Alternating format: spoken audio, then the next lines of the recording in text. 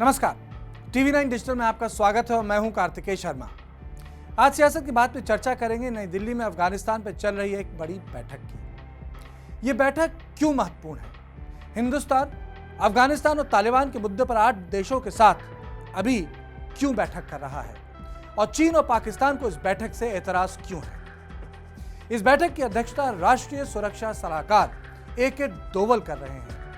इस बैठक में जो दिल्ली में चल रही है, रूस, Iran, Tajikistan, Kazakhstan, Uzbekistan, Turkmenistan और किर्गिस्तान शिरकत कर रहे हैं। इस बैठक में आतंकवाद, ड्रग्स, तस्करी, सुरक्षा, क्रॉस बॉर्डर मूवमेंट, हथियारों की खरीद फरोख्त और इस्लामिक रेडिकलाइजेशन जैसे विषयों पर चर्चा हो रही है। इसके बाद इन सारे देशों के नुमाइंदे प्रधानमंत्री नरेंद्र मोदी के साथ भी एक फोटो ऑप करेंगे, यानी उनसे मिलने जाएंगे। इस बैठक का निमंत्रण पाकिस्तान और चीन को भी भारत ने भेजा था और इन दोनों देशों ने इस बैठक में शिरकत करने से मना कर दिया।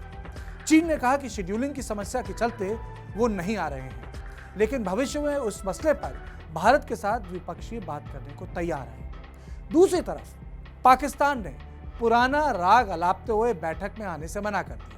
पाकिस्तान का कहना है कि इस बैठक से शांति खराब होगी, पर सच बात यह है कि पाकिस्तान को इस बात की बस चिंता है कि सुरक्षा बैठक से अफगानिस्तान मामले पर भारत का वजन बढ़ ना जाए, यानी भारत की आवाज दुनिया तक ना चली जाए कि क्यों भारत महत्वपूर्ण है अफगानिस्तान मामले पर। लेकिन इस प्रक्रिया में पाकिस्तान और चीन दोनों एक्सपोज हो गए।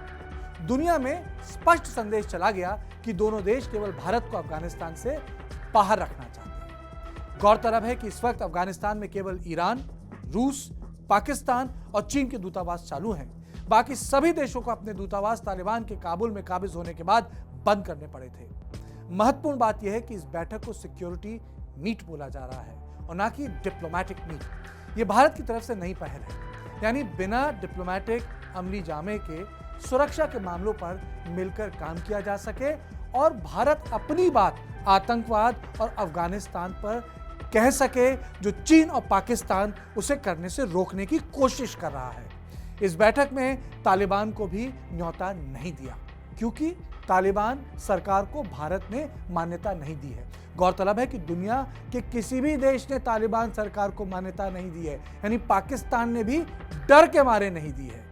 इस बैठक के जरिए भारत मध्य एशिया के देशों में अपने घनिष्ठ संबंध भी दुनिया के पटल पर रख रहा है, यानी कि मध्य एशिया, जिसे हम सेंट्रल एशिया बोलते हैं, वहां भारत की आवाज सुनी जाती है, जहां इस्लामिक टेररिज्म का सबसे बड़ा और सबसे रेडिकल मूवमेंट चल रहा था एक जमाने में। दूसरी महत्वपूर्ण बात यह है कि हिंदुस्तान की सरहद हमेशा अफगानिस्तान पर खत्म होती थी। भारत के विभाजन के बाद भी हिंदुस्तान की सरहद अफगानिस्तान को छूती थी और यह इलाका गिलगिट बल्तिस्तान में पड़ता था, जिस पर पाकिस्तान ने 1948 में कब्जा कर लिया।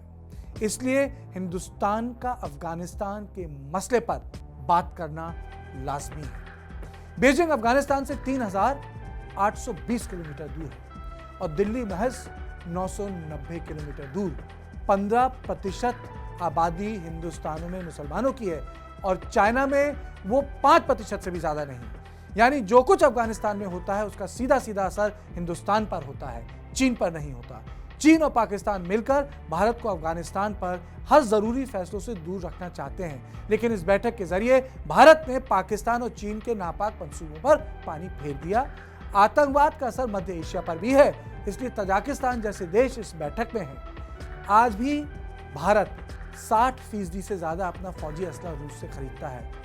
यह बात सही है कि आज पाकिस्तान, ईरान, चीन और रूस करीब आ गए हैं, लेकिन रूस और ईरान का इस बैठक में आना पाकिस्तान के लिए तगड़ा झटका है। ईरान ने भी अक्टूबर में हुई एक सुरक्षा बैठक में हिंदुस्तान को नहीं बुलाया था, अफगानिस्तान पर थी। रूस और चीन ने भी तालिबान पर उच्च स्तरीय बैठकों में भारत को बाहर रखा था।